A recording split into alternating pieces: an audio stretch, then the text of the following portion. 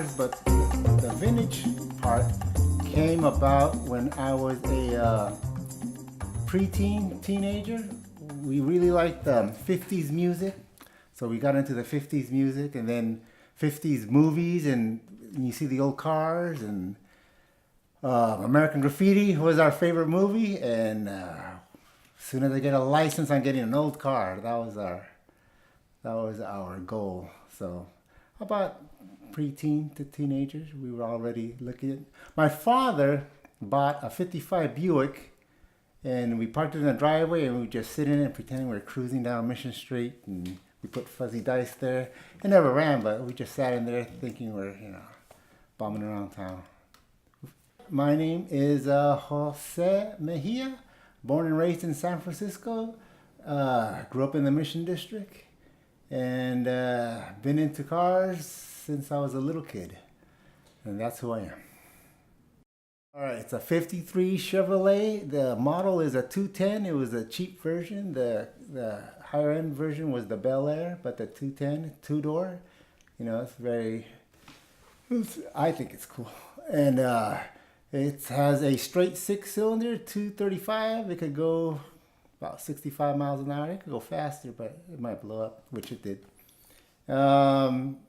It has, back then they had an option, radio or not. And if you wanted to save some money, you say, oh, I don't need the radio. So they put a plate where the radio should be. So mine still has the radio delete plate.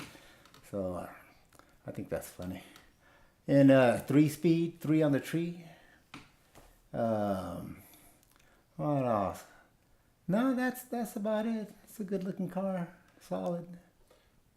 And back in my teenage days, when we grease our hair, that was the pomade to use, tres flores. Everyone in the Mission used tres. So you could smell it a mile away. But so you grease your hair, and you iron your bands, and you go cruising, and you just smell that tres flores everywhere. So that's why I called my car Tres Flores. Just reminds me of those days, getting ready to go out. It's not that I want to live in the past, but I like the aesthetic that they had, the Art Deco, the 50s Atomic Age. I like that style. I like living now, but just the style is what I like. From cars to the old-fashioned TVs with the TV and everything they had back then. The shoes, the clothes, the music. We just, wow. We just liked it. I don't know why. The classic car is pretty much stock, like it came out of the factory. The lowrider, you style it to how you like it, Maybe you want this paint job or this set of rims, or you want the interior like this. You take an old car, new cars as well, and you personalize it. You make it your own. While as the antique classic cars, you want it period correct. Like you want all the perfect things from the factory. Mine is a little of both. Yes, I am obsessed with the vintage cars. I could think about them all day long. I think I do. Just a little thing. Oh, wow. I need a hubcap. Oh, man. I need this and that. Oh, I want to make my car look like that. Throughout the day, these random car thoughts just enter my mind.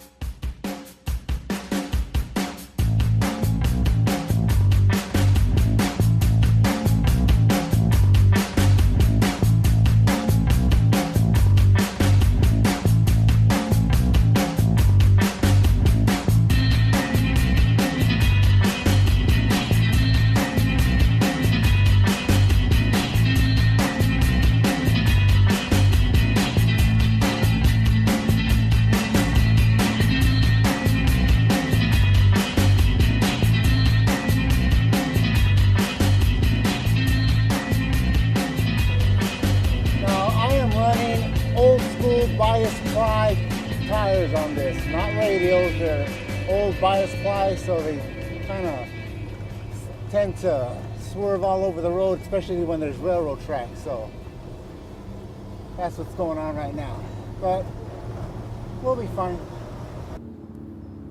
The reasons I lock it: number one, Someone stole my battery once. And number one, the other number one is you don't want this thing flying up in the air while you're driving. Not that it would, but you never know. All right. How are we doing in here? How's everybody? Well, with these old cars comes old carburetors, and when it's really hot inside the engine and you turn it off, the fuel line, the gas in the fuel line turns into vapors, and the car cannot start on those vapors.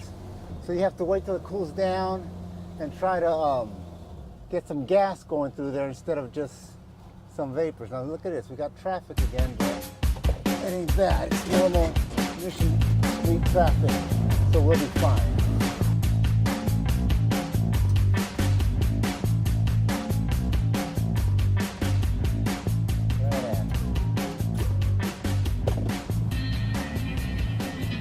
Just took a picture of me in a gas station. Alright. Oh, this guy.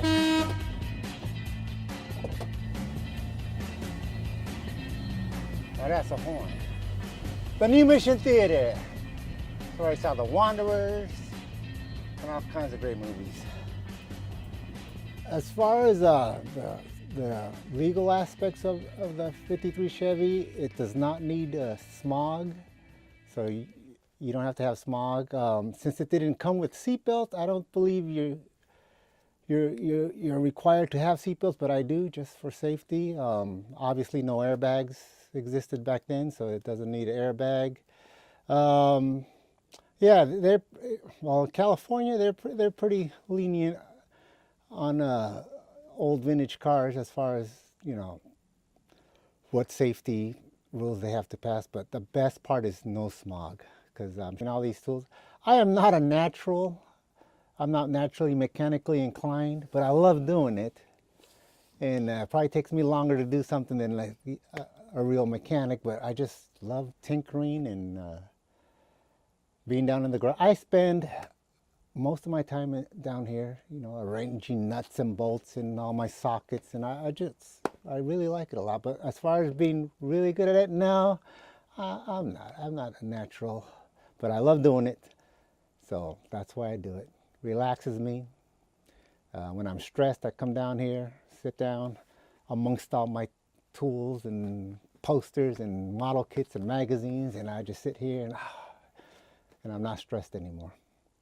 So, okay, as a kid, I already went over how we loved cars, and our favorite movie was American Graffiti. And one of the stars of that movie was a 58 Impala, and you could see the fuzzy dice hanging on the rear view mirror almost in every shot. There was fuzz. So, you know, me and my brother were like, wow, we got to get those fuzzy dice. Where do you get fuzzy dice? We didn't know. And then, so we started noticing in other movies, 50s movies, yeah, you see the fuzzy dice hanging. And record albums with the Stray Cats, the Rant and Rave album, when you pull the record out, it had a motorcycle there with fuzzy dice. So we're on a mission to get fuzzy dice. And we went to a car show, and lo and behold, fuzzy dice for sale. So since then, we've been throwing them on our old cars. Just that's how we got into it. I think I was in 8th grade.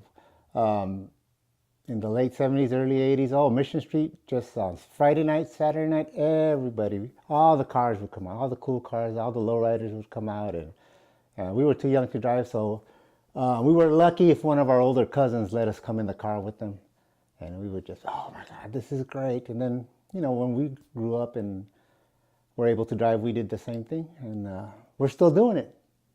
We're still cruising Mission Street. In the Mission in the mid-70s, cars, cool, everyone that was cool, that we thought was cool, drove either a hot rod or a lowrider. We would walk out our door, and then right across the street, there'd be a guy a little older than us wrenching on his muscle car, and we thought, oh man, that guy's cool. And everywhere you'd go, it'd be, you know, either lowriders or high riders, and eventually it's just mostly lowriders. So yeah, just walking out the door, you'd see, wow, look at that car. Oh my God, look at this car. Look at that car.